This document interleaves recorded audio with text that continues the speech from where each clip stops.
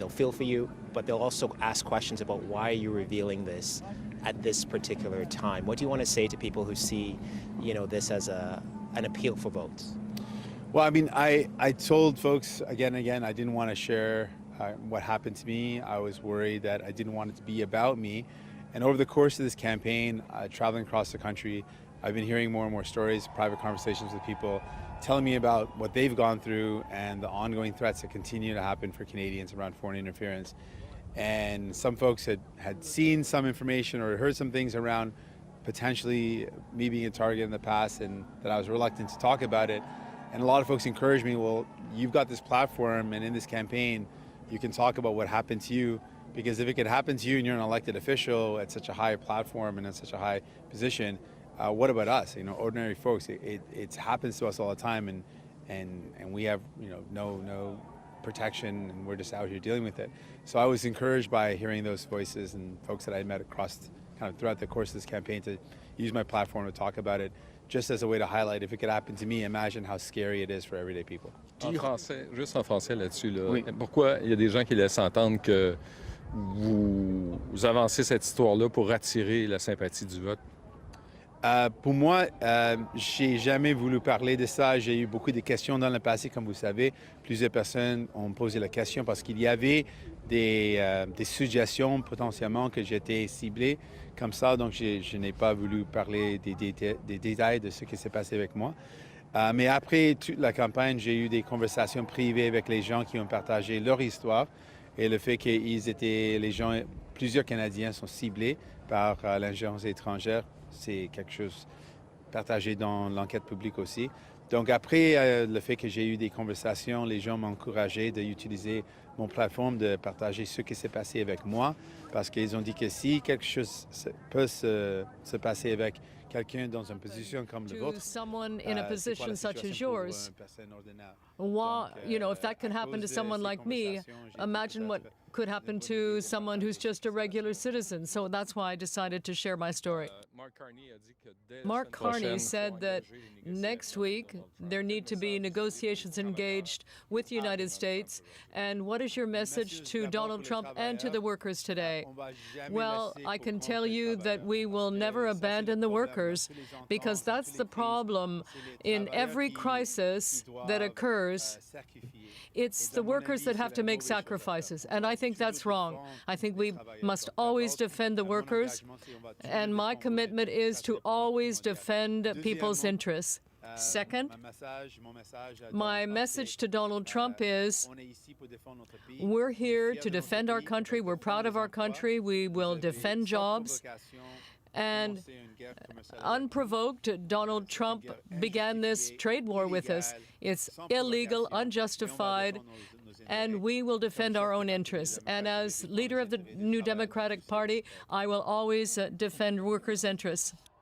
My message, first of all, to workers in potential negotiations going forward, I want you to know my number one priority is you. I'm going to be fighting to make sure you are the priority. We have often heard and seen in crises that it is workers who are asked to sacrifice. It's workers who are forced to tighten their belt, and I think that is wrong. It should not be on the backs of workers that we fight this trade war. And so my commitment to workers is I'm going to always put you first. My message to Donald Trump is, without any reason, without any provocation, in an illegal manner, you've attacked our country. But we're going to fight back and defend our interests. We are strong, we are proud, and we're going to fight back. You say that the priority is workers, but people here seem to be very stressed out and anxious. So what can you concretely do to help them? Well, first of all, I think the first thing we have to do is to enhance employment insurance to help those workers that are impacted. And the amount that workers receive under the program simply is not adequate for them to pay their bills, because it's less than half of their regular salary. And in the past, 40 years ago, it probably would have worked. But now, with the cost of living, the cost of mortgages and rent, no one can pay all their bills with half of their wages, or even less. So that amount has to go up in order to cover more of their wages so that people are able to pay all their bills. That's the first thing, protection for workers. Second, and as we've seen in the past, when there's a crisis, governments decide to cut. They cut services, they cut spending. But it's not the ultra-rich paying their fair share, it's the workers. So I don't think we can cut services that people need, like health care or pensions. And that's something being suggested by Mark Carney. He wants to make a cut of $28 billion, which is wrong in the middle of a crisis. It's not right to cut the services that people need. So my priority is to stop the cuts, invest in workers, and ensure that we have an EI program that covers workers' needs.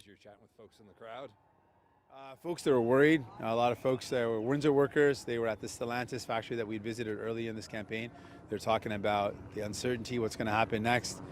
They were on that 2-week shutdown, and so they're worried about what's going to happen to their jobs. A lot of folks are trying to keep their head up. They're saying, there's no point in stressing. We don't know what's going to happen. We're just going to keep our heads up and keep fighting. There's a lot of solidarity. There's a lot of workers from all across Ontario that are here today. So I met folks from Oshawa, folks that were in the automotive sector, and some folks that weren't. I met some teachers that were here. OSSTF is here to support. So there's a great solidarity, and folks saying we're going to come together and support our brothers and sisters that are right now worried about losing their jobs. It's a big part of the labor movement, this idea that maybe it's one worker today, it could be another worker tomorrow, and we're all in this together. After revealing these threats to your life, do you hope voters see you any differently? Well, I just want folks to know, that was my goal. My goal was to talk about how serious foreign interference is. But for me, it was after the immediate shock of it and reflecting a bit on the threat that I was up against. I want folks to know that I never gave up. I never will give up to fight for people, despite the danger that I faced, that my family faced. I'm committed to this country. I love this country, and I want to fight to do everything I can to make things better for people. Non, je suis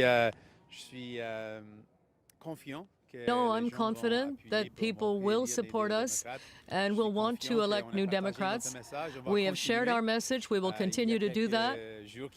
And there are a couple of days left, and we will continue. But I'm confident that people will see the merit of having new Democrats in the House, particularly because of the threat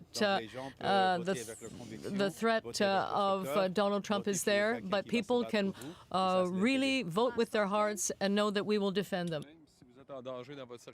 Even if you're not in danger in your riding? No, I'm not in danger in my riding. No, thank you very much.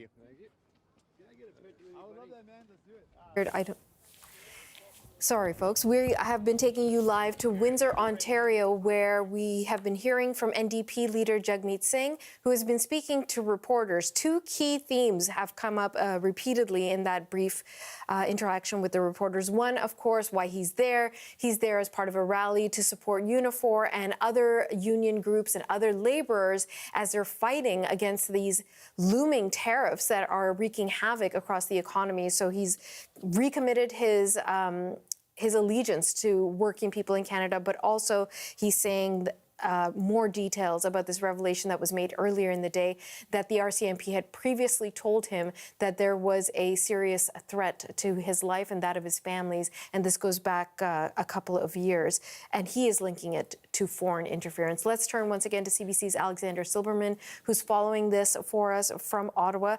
Alex, the key takeaways for you. Yeah, like you said, Natasha, a couple of key themes from that announcement. First, I'll start with why we're seeing Jagmeet Singh there in Windsor, which is, of course, the heart of Canada's auto industry. This is an area where Singh and the NDP have made several campaign stops, really concentrating a lot of their focus in Ontario. It's one of the areas the party is looking at which it needs to try and hold on to a presence in the province of Ontario. So a lot of emphasis there as we're in the past couple of days of the campaign. We heard Singh there talk about how he would advocate and fight for workers' rights in potential negotiations with the U.S. and prevent any Canadian jobs from being at risk, trying to win over the support of unions, win over the support of auto workers in that city and in that region. We also heard questions there from reporters around this news that came out earlier today that Singh was targeted by what he described as foreign interference threats. This was 2 winters ago. He was advised that he was facing serious and credible threats by the RCMP. and he had to spend much of his time under heavy RCMP protection, along with his family, spending the first week of that time in a basement, which is where he was told was the safest place to be. Now, Singh was asked some questions around, well, why are you sharing this now? Is this a plea, an attempt to try and earn sympathy and get Canadians to vote for you for that reason? And he says, no, that was not the case, not the intention. And he's sharing this because many people he's spoken with in private conversations throughout the campaign have shared similar stories of threats they faced of foreign interference as private citizens, and that they urged him to come out and share this publicly. Singh says if views have changed, he wants people to know that despite those threats, that pressure he was under for his own personal safety, he never gave up, and he kept fighting for Canadians, kept fighting for working people, for key bread and butter NDP issues like pharmacare, like dental care, and that despite that pressure of facing those credible foreign interference threats to his personal safety and to the safety of his family, he was willing to continue in his role. So he's repeating this message that despite what the polls might be showing, he's confident, his party is confident that they will win seats and do well in this election, despite what those polls are showing. There was a question at the end there to Singh, which just started, asking him about his riding potentially being at risk, and he shrugged off that question and walked away. So we'll have to see. Singh is headed to Burnaby next, his riding in BC, where he's going to be wrapping up his day. CBC's Alexander Silberman in Ottawa. Thank you.